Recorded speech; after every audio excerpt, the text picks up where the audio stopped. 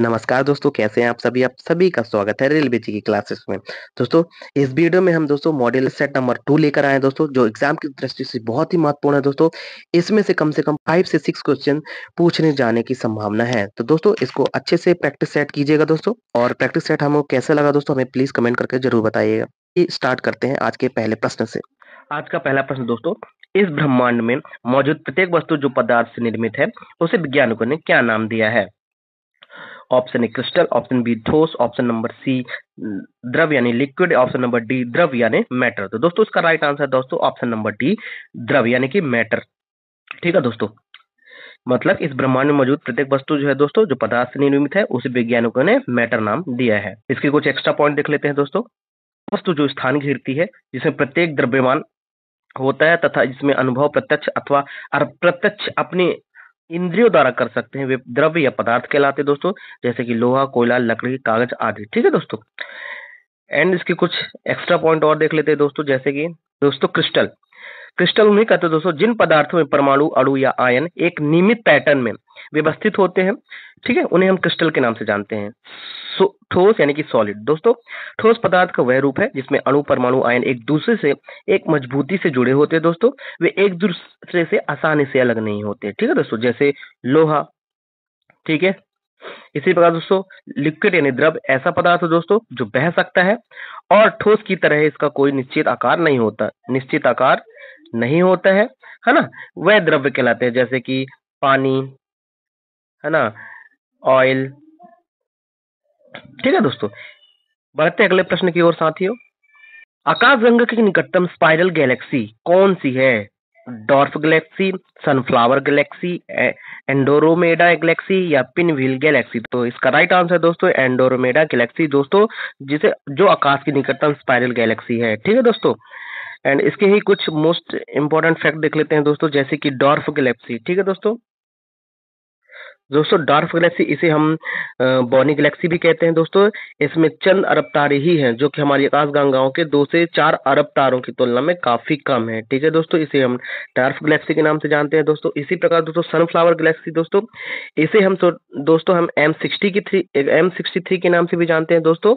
यह भी एक सर्पिलाकार आकाशगंगा है दोस्तों। ठीक है दोस्तों, इसकी खोज दोस्तों पीरे मोचन ने की थी। पीरे मेचन ने 7790 में की थी। किसकी दोस्तों? सर्पिलाकार यानी कि सनफ्लावर गैलेक्सी को। ठीक है दोस्तों, इसी प्रकार दोस्तों पिनव्हील गैलेक्सी दोस्तों इसे हम दोस्तों M101 या दोस्तों N6C5 या 457 के नाम से भी जानते हैं दोस्तों। यह पृथ्वी से लगभग 2 मिलियन प्रकाश वर्ष दूर है। 2 मिलियन प्रकाश वर्ष दूर है दोस्तों। ठीक है दोस्तों, 2 मिलियन प्रकाश दूर।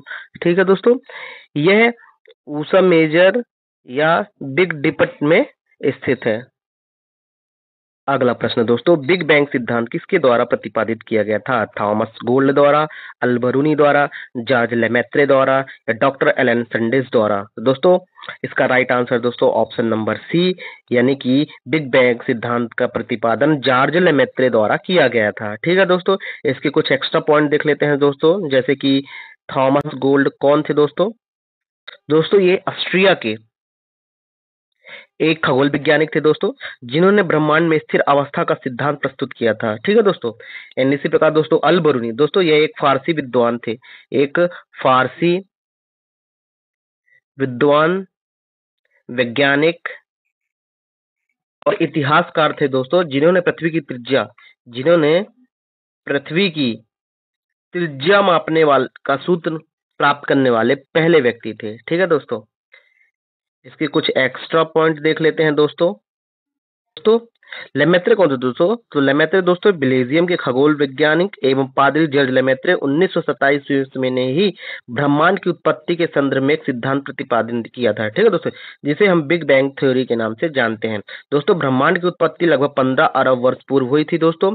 विस्तृत ब्रह्मांड सिद्धांत के प्रतिपादक दोस्तों वो है थे एडविन हब्बल, यानी विस्तृत संपूर्ण ब्रह्मांड है। ठीक है दोस्तों, जिनके प्रतिपादक कौन थे दोस्तों? ये थे एडविन हब्बल थे। ठीक है दोस्तों, आइए बढ़ते हैं अगले प्रश्न की ओर साथियों।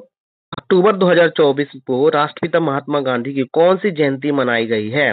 192, 153, 154 या 155?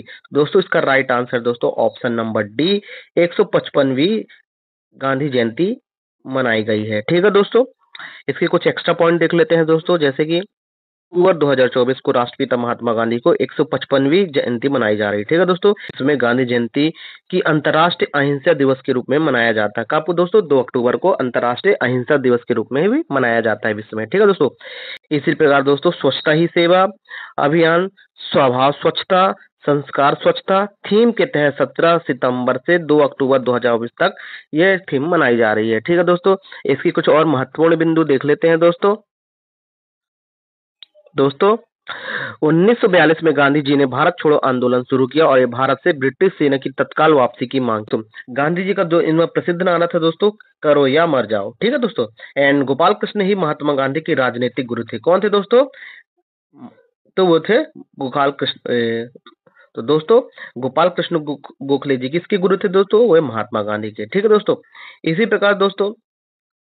इसी प्रकार दोस्तों वे 1924 में बेलगांव अधिवेशन के दौरान भारतीय राष्ट्रीय कांग्रेस के अध्यक्ष बने। कब बने दोस्तों? यहाँ से भी क्वेश्चन पूछा जाता है।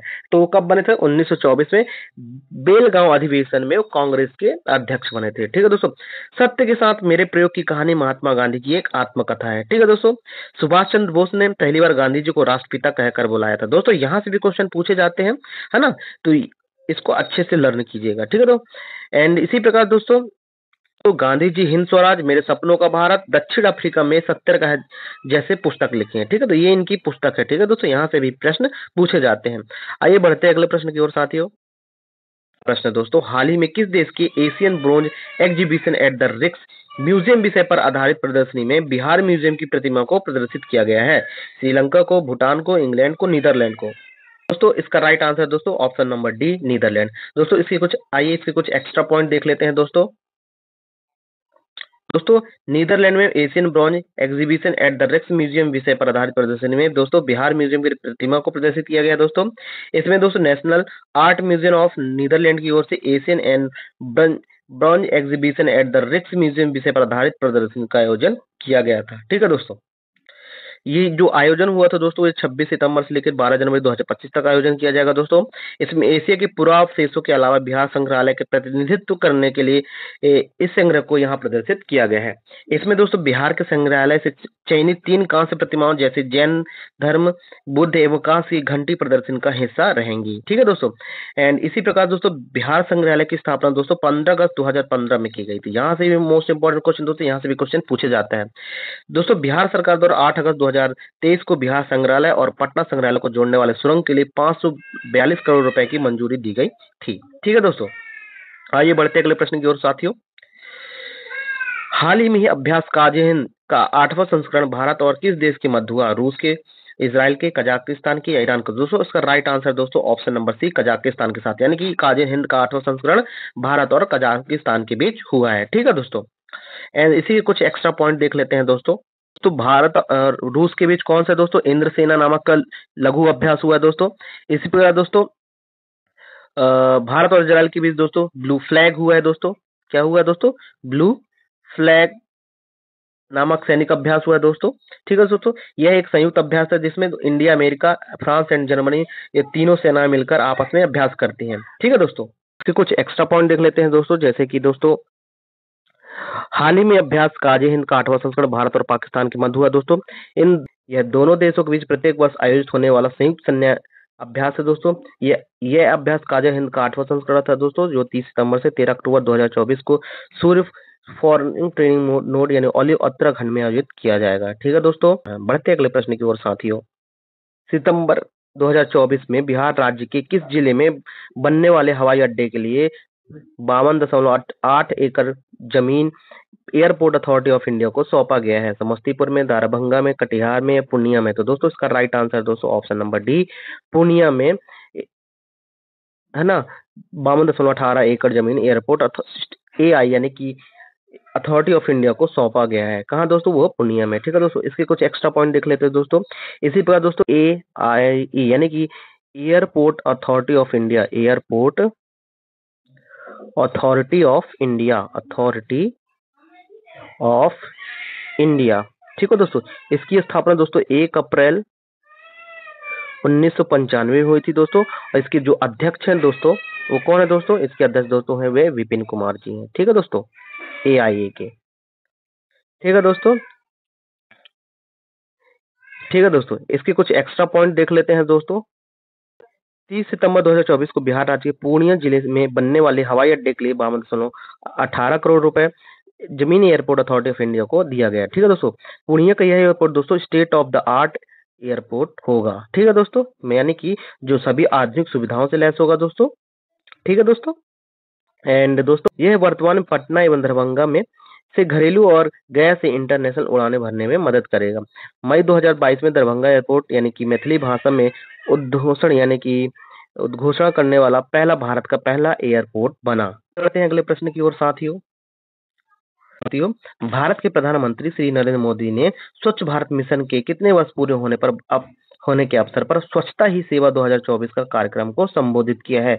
5 वर्ष, 10 वर्ष, 15 वर्ष या 20 वर्ष? तो दोस्तों इसका राइट आंसर दोस्तों ऑप्शन नंबर बी, 10 वर्ष पूर्ण होने की अवसर पर ही स्वच्छता ही सेवा 2024 कार्यक्रम लॉन्च किया है। ठीक है दोस्तों, एंड इसके कुछ एक्स्ट्रा पॉइंट देख लेते हैं दोस्तों।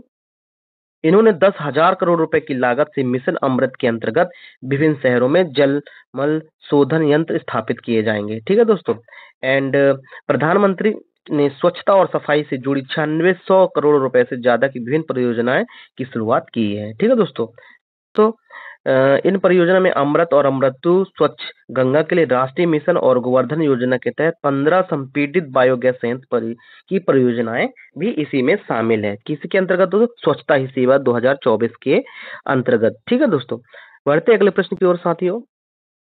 बिहार के राज्य में उभरते क्रिकेटर वैभव सूर्यवंशी ने किस देश के खिलाफ डेब्यू मैच में 62 गेंदों में 104 रन बनाकर शतक बनाया है? न्यूजीलैंड के खिलाफ, ऑस्ट्रेलिया के खिलाफ, बांग्लादेश के खिलाफ या पाकिस्तान के खिलाफ? दोस्तों इसका राइट आंसर दोस्तों ऑप्शन नंबर बी, ऑस्ट्रेलिया के खिलाफ दोस्तों उन्होंने डेब्यू मैच में 62 गेंद में 104 रन बनाकर शतक बनाया। कौन थे दोस्तों? वैभव सूर्यवंशी जी हैं। ठीक है दोस्तों, पॉइंट पूछ लेते हैं दोस्तों, एग्जाम की दृष्टि से बहुत ही महत्वपूर्ण है दोस्तों। के दोस्तों कैपिटल क्या है दोस्तों? इसकी कैपिटल है दोस्तों वेलिंगटन। कौन है दोस्तों? वेलिंगटन। ठीक है दोस्तों, एंड इसकी जो करेंसी यानी कि मुद्रा है दोस्तों, वो क्या है दोस्तों? वो है न्यूजीलैंड डॉलर। New Zealand dollar. ठीक है दोस्तों, एंड दोस्तों यहाँ के जो PM है दोस्तों यानी कि प्राइम मिनिस्टर कौन है दोस्तों? वो है माओरी ते पिरिमिया। पिरिमिया यहाँ के प्रधानमंत्री हैं। इसी प्रकार दोस्तों यहाँ के राष्ट्रपति यानी कि प्रेसिडेंट कौन है दोस्तों? यहाँ के प्रेसिडेंट है दोस्तों यानी कि न्यूजीलैंड के कौन है दोस्तों? वह है जेसिंडा केट लॉरेल। ठीक है दोस्तों, एंड इसी प्रकार दोस्तों ऑस्ट्रेलिया की कैपिटल क्या है दोस्तों? इसकी कैपिटल है दोस्तों कैनबरा। ठीक है दोस्तों, यहाँ की जो मुद्रा यानी कि करेंसी क्या है दोस्तों? करेंसी यानी कि मुद्रा क्या है दोस्तों? यहाँ की मुद्रा है ऑस्ट्रेलियन डॉलर।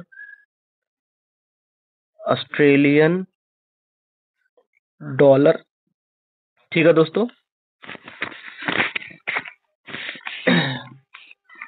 इसी प्रकार दोस्तों बांग्लादेश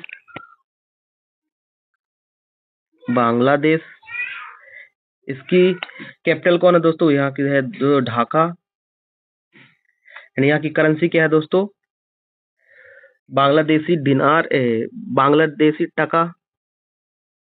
ठीक है दोस्तों, और यहाँ के जो PM है दोस्तों वो कौन है दोस्तों? शेख हसीना। कौन है दोस्तों? शेख हसीना। इसी प्रकार दोस्तों पाकिस्तान की कैपिटल कौन है दोस्तों? वह है इस्लामाबाद। दोस्तों यहाँ की मुद्रा क्या है दोस्तों? क्या है? पाकिस्तानी रुपया। और दोस्तों यहाँ के जो PM यानी कि प्रधानमंत्री कौन है दोस्तों? वह है शहबाज शरीफ। कौन है दोस्तों? शहबाज शरीफ जी हैं। ठीक है दोस्तों, एंड इसी प्रकार दोस्तों ICC इसका ओल्ड नेम क्या है दोस्तों? ओल्ड नेम यानी कि पुराना इंपीरियल क्रिकेट कॉन्फ्रेंस। कौन? सॉरी दोस्तों, कॉन्फ्रेंस। यानी कि दोस्तों आईसीसी का पुराना नाम क्या है दोस्तों, वो है इंपीरियल क्रिकेट ऑफ कॉन्फ्रेंस, ठीक है दोस्तों। एंड इसका न्यू नाम यानी न्यू नेम क्या है दोस्तों, international international cricket council, cricket council, ठीक है दोस्तों, सिल, ठीक है दोस्तों। इसका हेडक्वार्टर कहाँ है दोस्तों, इसका हेडक्वार्टर है दोस्तों दुबई यानी कि यूएई, यानी यूएई में, ठीक है दोस्तों। आईसीसी के वर्तमान अध्यक्ष कौन है दोस्तों, अध्यक्ष वह है जैसा,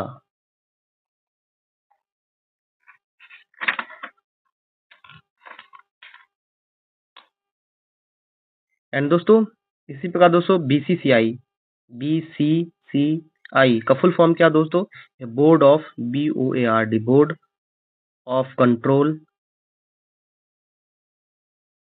फॉर क्रिकेट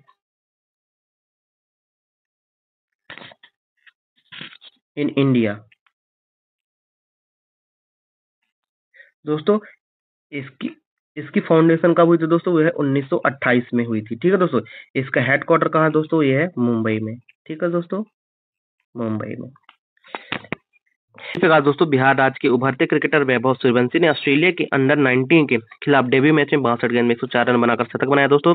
इन्होंने बाबर आजम यानी पाकिस्तान और नजमुल हसन संतो जो बांग्लादेश के हैं, इनका रिकॉर्ड तोड़ दिया, ठीक है दोस्तों। वे ऑस्ट्रेलिया के खिलाफ 4 दिवसीय अंडर 19 सीरीज में खेल रहे थे, ठीक है दोस्तों। वैभव जो है दोस्तों वो उनका संबंध समस्तीपुर बिहार से है, ठीक है दोस्तों। इन्होंने सचिन तेंदुलकर से भी कम उम्र में डेब्यू किया, देखो किया है, ठीक है दोस्तों। इन्होंने 13 वर्ष 5 महीने में बिहार रणजी ट्रॉफी में क्या किया था दोस्तों, इन्होंने डेब्यू किया था दोस्तों। वे सबसे कम उम्र में डेब्यू करने वाले दूसरे खिलाड़ी बन गए हैं, ठीक है दोस्तों। जो पहले खिलाड़ी हैं दोस्तों वो है अलमुद्दीन ने 12 वर्ष 2 महीने में बिहार रणजी ट्रॉफी में डेब्यू किया था, अलमुद्दीन ने, ठीक है दोस्तों। आइए बढ़ते हैं अगले प्रश्न की ओर साथियों। निम्न कथनों पर विचार करें, बीसीसीआई द्वारा निम्नलिखित कथनों पर विचार करें। बीसीसीआई द्वारा कोलकाता में नई राष्ट्रीय क्रिकेट अकादमी का उद्घाटन किया गया है, या दूसरा इसका उद्देश्य क्रिकेट प्रतिभाओं को विकसित करना और खेल विज्ञान को बढ़ावा देने के लिए भारत का केंद्र बनना है, या तीसरा यह क्रिकेट अकादमी 50 एकड़ से अधिक में होगी। इस नीचे दिए इन कोटों का प्रयोग कर सही उत्तर चुनें, यानी कि इन तीनों में से सही उत्तर कौन सा है, केवल 1 और 2, केवल 2 और 3, केवल 2 या उपरोक्त सभी। तो दोस्तों इसका राइट आंसर दोस्तों ऑप्शन नंबर सी, केवल 2, यानी कि इसका उद्देश्य क्रिकेट प्रतिभाओं को विकसित करना और खेल विज्ञान को बढ़ावा देने के लिए भारत का केंद्र बनना है। इसका right answer option number C है, ठीक है दोस्तों। इसके कुछ एक्स्ट्रा पॉइंट देख लेते हैं दोस्तों। बीसीसीआई यानी कि board of control for cricket in India, ठीक है दोस्तों, द्वारा बेंगलोर में नई राष्ट्रीय क्रिकेट अकादमी का उद्घाटन किया गया है, ठीक है दोस्तों। और बीसीसीआई की स्थापना कब हुई थी दोस्तों, 1928 में दोस्तों। इसका हेडक्वार्टर कहाँ है दोस्तों, ये है मुंबई में, ठीक है दोस्तों। इस क्रिकेट एकेडमी में दोस्तों 40 एकड़ से अधिक क्षेत्र में फैला है दोस्तों। इस क्रिकेट अकादमी में 86 पिच हैं, ठीक है दोस्तों। इससे पूर्व सन 2000 में बेंगलोर में राष्ट्रीय क्रिकेट अकादमी की स्थापना की गई थी। कहाँ, 2002 में बेंगलोर में राष्ट्रीय क्रिकेट अकादमी की स्थापना की गई थी, ठीक है दोस्तों। और वर्तमान में इसके डायरेक्टर कौन है दोस्तों, VS लक्ष्मण जी हैं, ठीक है दोस्तों। एंड वर्तमान में बीसीसीआई के अध्यक्ष कौन है दोस्तों, वो है रोजर बिन्नी है, ठीक है दोस्तों। तो दोस्तों ये वीडियो आपको कैसी लगी दोस्तों, वीडियो का पसंद आई तो प्लीज़ चैनल को लाइक करें, शेयर करें, सब्सक्राइब करें और बेल आइकन को जरूर दबाएं, जिससे आपको लेटेस्ट